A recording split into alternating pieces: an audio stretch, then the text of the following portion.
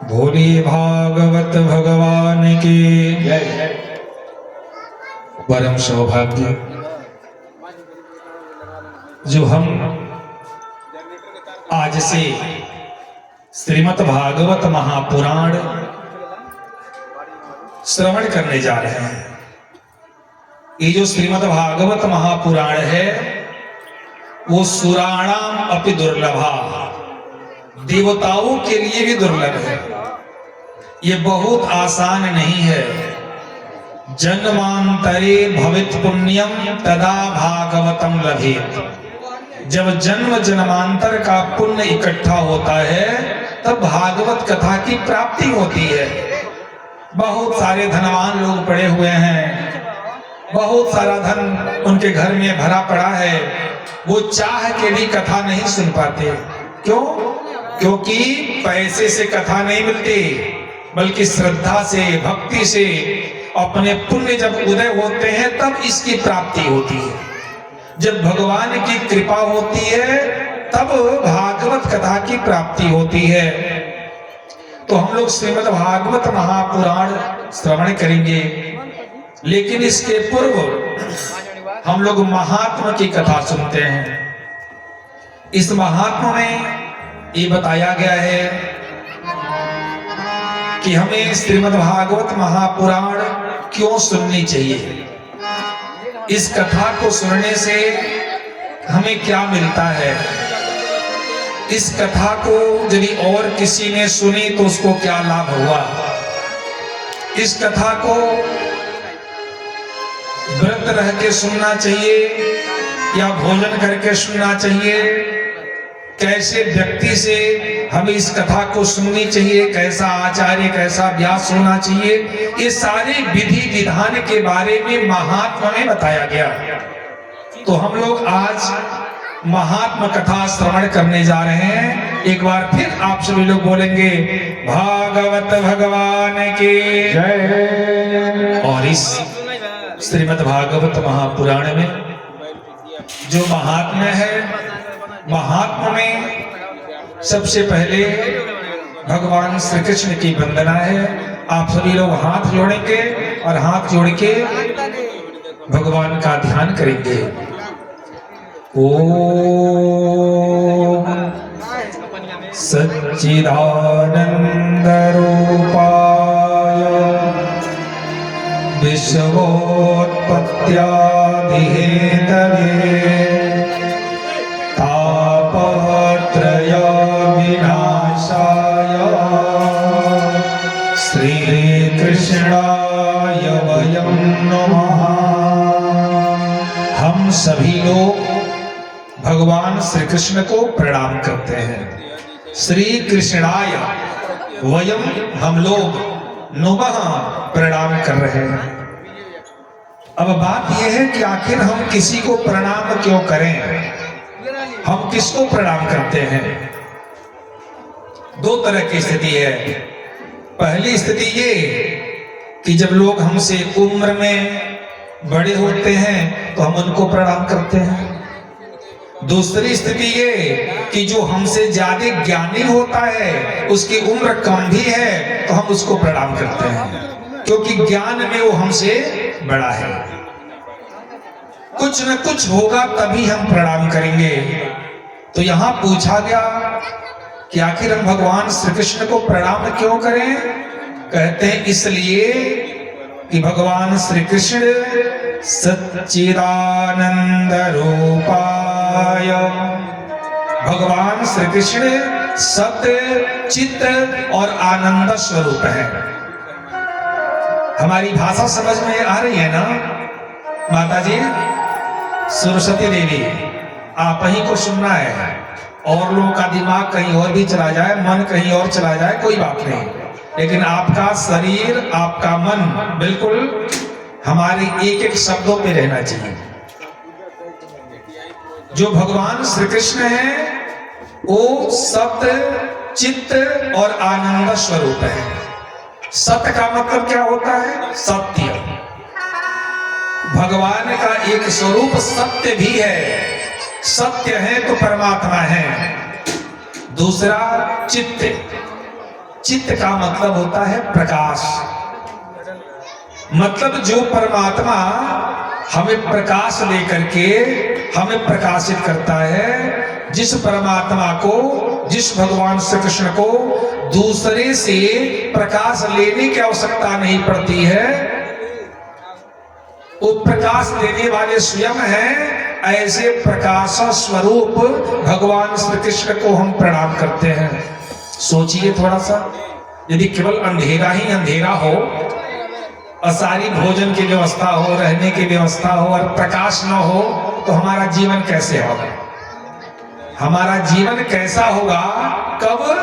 जब लाइट न हो, सूर्य भगवान भी न उगे, अंधेरा ही अंधेरा हो, तो क्या आपका जीवन सुखमय होगा? नहीं होगा।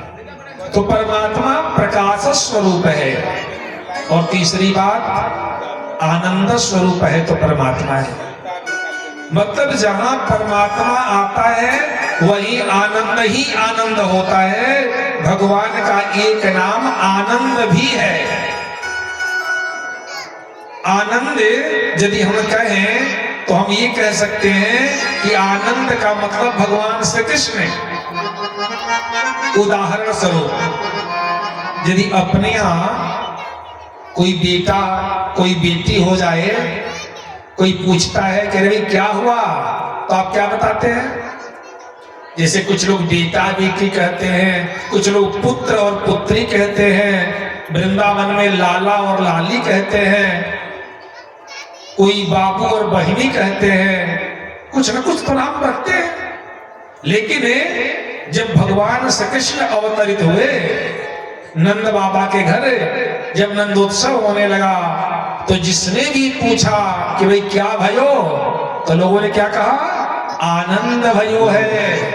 नंद को आनंद भयो है। मतलब नंद को लाला नहीं भयो है, नंद को पुत्र नहीं हुआ है, लड़का नहीं हुआ है, क्या हुआ है? आनंद हुआ है। इसलिए सारे गोप ग्वाल, सारे लोग एक मुख से एक स्वर में क्या बोल रहे हैं? नंद घर या नंद भयो, जय कन्हैया लाल की। नंद घर या नंद भयो, जय कन्हैया लाल की। नंद घर या नंद भयो, जय कन्हैया लाल की। नंद घर या नंद भयो, जय कन्हैया लाल की। नंद घर आनंद भयो, जय कन्हैया लाल की। नंद घर आनंद भयो, जय कन्हैया लाल की। तो क्या भयो? आनंद आनंद भयो। और आज का होता? लड़का। आज यदि हमारे घर में पुत्र का जन्म हुआ और कोई पूछता है महाराज जी क्या भयो, क्या हुआ, तो हम क्या कहते हैं? लड़ी लड़ी लड़ी का लड़ी। हम पहले ही उस बच्चे को कह देते हैं लड़ी। हमें क्या कहना चाहिए? पुत्र। पुत्र कौन? जो पुन्नाम नामक नरक से अपने माता पिता को तार दे, जो अपने माता पिता को नरक में न भेजे, जो सदगति के लिए हर संभव प्रयास करे, वो पुत्र होता है। और लड़का कौन होला जी?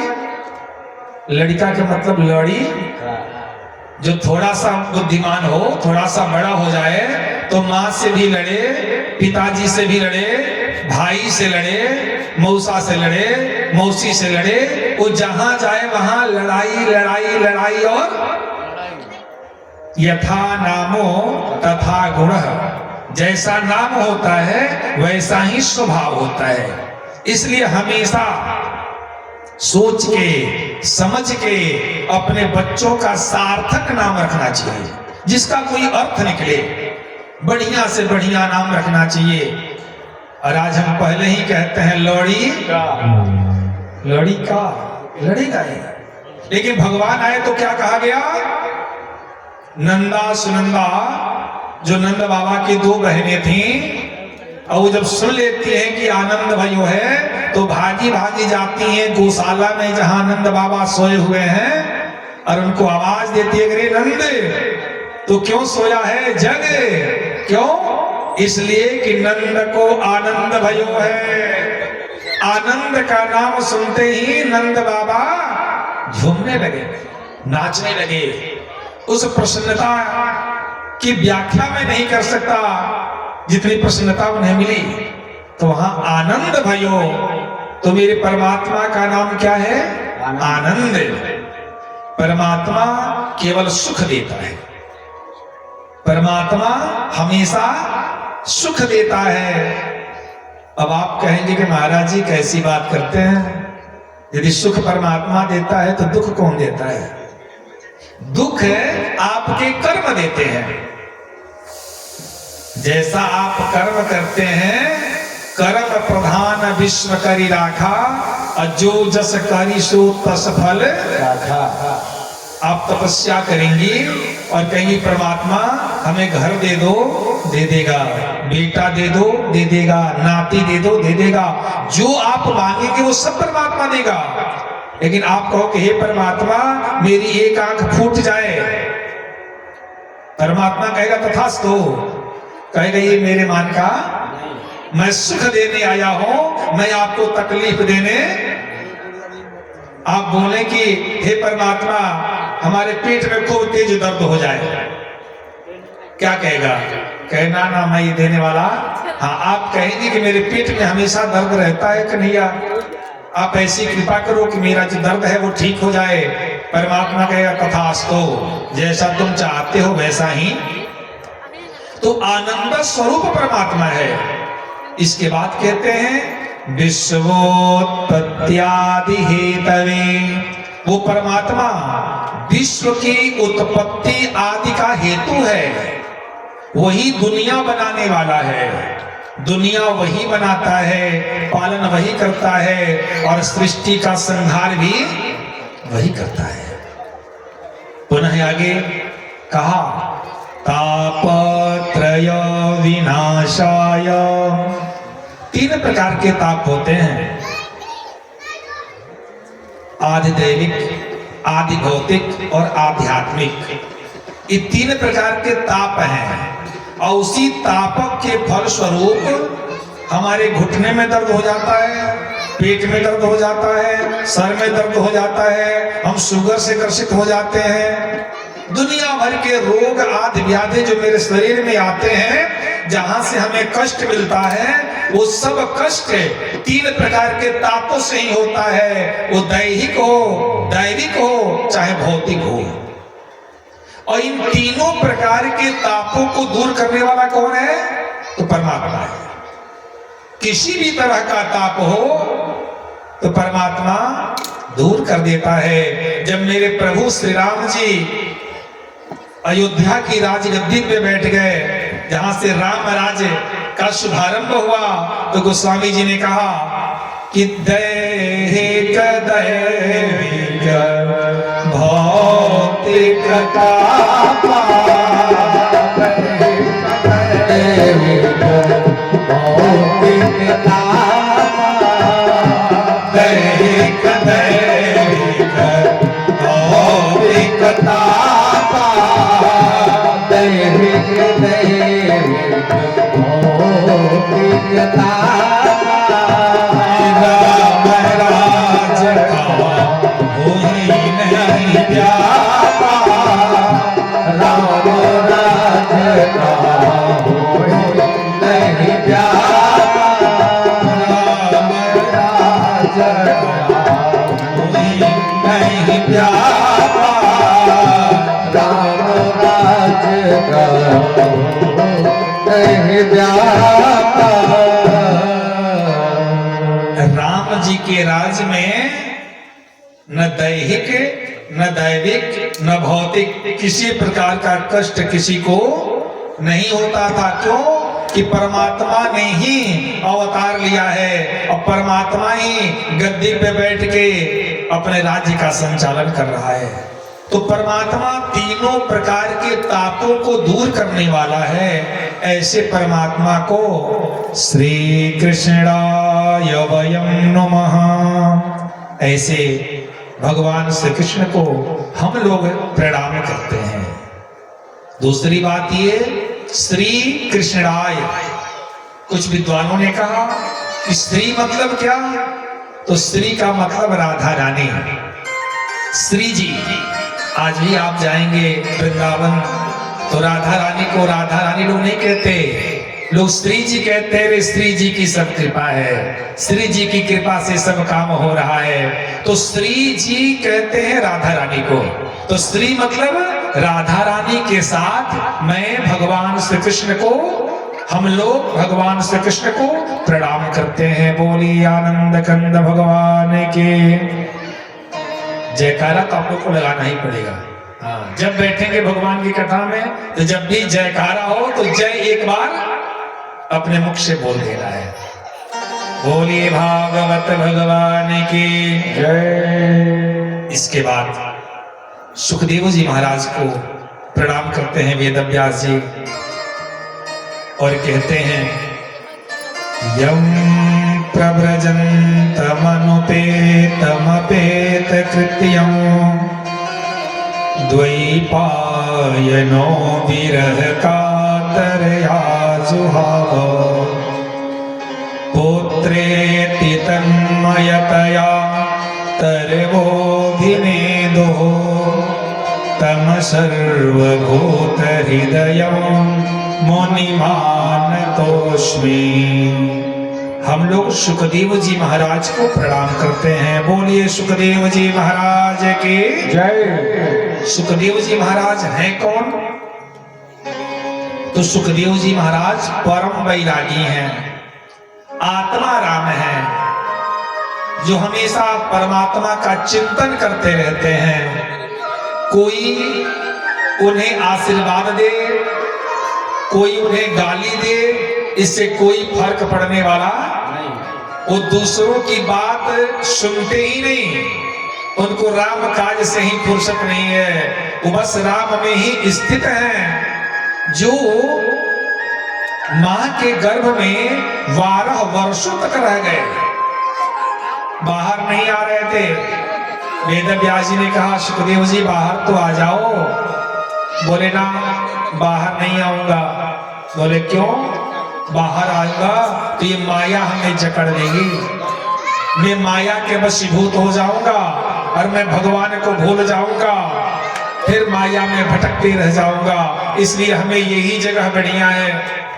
वेदव्यास जी ने कहा कि बड़ा कष्ट होता है उसमें, गर्भ में जीव को बहुत तकलीफ होती है, बहुत दर्द होता है, बहुत पीड़ा होती है। बोले पीड़ा? बोले हाँ, पीड़ा बढ़िया है। क्यों? बोले इसलिए कि जब पीड़ा होगी तो हम भगवान का नाम लेंगे। मानव का स्वभाव है कि सुख में दुख में सुमिरन सब करे, सुख में करे न कोई। और जो सुख में सुमिरन करे तो दुख काहे को। जब कोई विपत्ति आती है ना, तो कहीं मिट्टी का ढेर दिखता है तो लगता है कि ब्रह्मराज है। किसी नीम के पेड़ में कोई झंडा टना मिल जाता है तो लगता है कि जरूर यहाँ माता जी रहती हैं। लोग वहीं भागना शुरू कर देते, माता जी यदि मेरा काम हो जाए, मेरे पिताजी का स्वास्थ्य ठीक हो जाए तो मैं आपको ये चढ़ाऊंगा, वो चढ़ाऊंगा, कढ़ाई चढ़ाऊंगा, धार चढ़ाऊंगा, नारियल फोड़ूंगा, कपूर जलाऊंगा, दुनिया भर की बातें। और जब हम स्वस्थ रहते हैं, रास्ते से निकलते हैं, बड़ा सा मंदिर दिखता है तो भी सर नहीं झुका पाते। तो दुख में ही परमात्मा याद आता है। तो सुखदेव जी ने कहा कि मैं अंदर ही ठीक हूं। क्यों? क्योंकि मैं दुखी हूं, और जब मुझे दुख होता है, जब हमें पीड़ा होती है तो मैं भगवान का भजन करता हूं। भगवान का भजन तो हो रहा है। कह हनुमंत विपत्ति प्रभु सोई, कह हनुमंत विपत्ति प्रभु सोई, कह हनुमंत विपत्ति प्रभु सोई, कह हनुमंत विपत्ति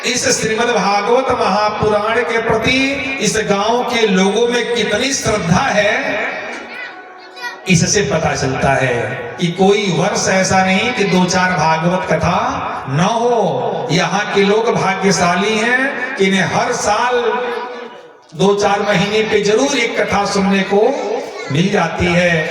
एक बार सबके लिए ताली बजा दीजिए आप लोग, पूरे ग्रामवासियों के लिए। बोलिए भागवत भगवान के। ये श्रीमद् भागवत महापुराण का महात्मा प्रारंभ होता है एक नैमिषारण्य क्षेत्र है आपके उत्तर प्रदेश में। उस जगह का नाम क्या है? नैमिषारण्य। वही 18,000 ऋषिगण लोग बैठे हैं। उन 18,000 ऋषिगणों का नेतृत्व कर रहे हैं शौनक जी महाराज, जो बूढ़े हैं, वृद्ध हैं। और उन्हीं के बीच में एक सूत जी बैठे हैं जिनकी उम्र कम है लेकिन ज्ञान अधिक है। शौनक जी महाराज अपना सर झुका देते, प्रणाम करते और बोलते, महाराज ये नैमिषारण्य जगह है। और सूत जी महाराज, आप अज्ञान रूपी अंधकार को दूर करने के लिए करोड़ों सूर्य के समान हैं। ये जो भगवान सूर्य हैं वो अंधकार को तो दूर कर सकते हैं, लेकिन अज्ञान रूपी जो अंधकार है उसको भगवान सूर्य एक नहीं हजारों सूर्य उदय हो जाएं तो भी अज्ञान रूपी अंधकार को दूर करने में वो असमर्थ हो जाएंगे। उनसे वो अंधकार दूर नहीं हो पाएगा। महाराज एक बात बताइए कि भक्ति, ज्ञान, वैराग्य हमारे अंदर कैसे आता है? भक्ति, ज्ञान, वैराग्य के माध्यम से लोग विवेक को कैसे प्राप्त करते हैं? क्योंकि ये जो कलयुग है उसने अपना पूरा माया फैला रखा है, ये सबको सता रहा है। कलयुग का मतलब होता है कलह का युग। कलयुग का मतलब कलह का युग है। यदि 2 ही लोग घर में हैं, सासू पतोहू, तो वहां भी कलह है। 2